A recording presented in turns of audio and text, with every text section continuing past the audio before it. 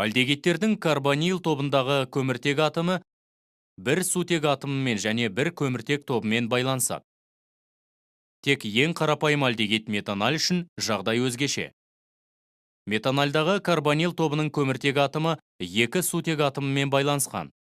Карбонил тобының көміртек атомымен тікелей байланысқан молекула бөлігі жазық болады. Көміртек атомы да, оттек атомы да sp2 гибридтенген.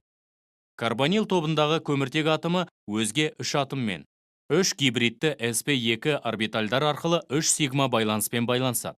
Гибридтенбеген p орбиталь оттек атомындағы p орбитальмен бүркесіп пи байланыс түзіледі. Альдегидтерді әдетте біріншілік спирттерді тотықтыру арқылы алады.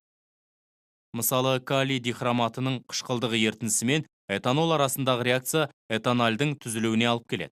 Реакция барысында ерітінді түсін қызғылт сарыдан жасылға өзгертеді. Бұл хромның тотығу дәрежесінің өзгеруіне байланысты болады. Біріншілік спирттердің жалпы тотығу реакциясын келесі түрде жазуға болады. Спиртке тотықтырғыш агентті білдіретін тік жақшадағы оттекті қосқанда альдегид пен су түзіледі. Альдегидтер қышқылдарға оңай тотығады.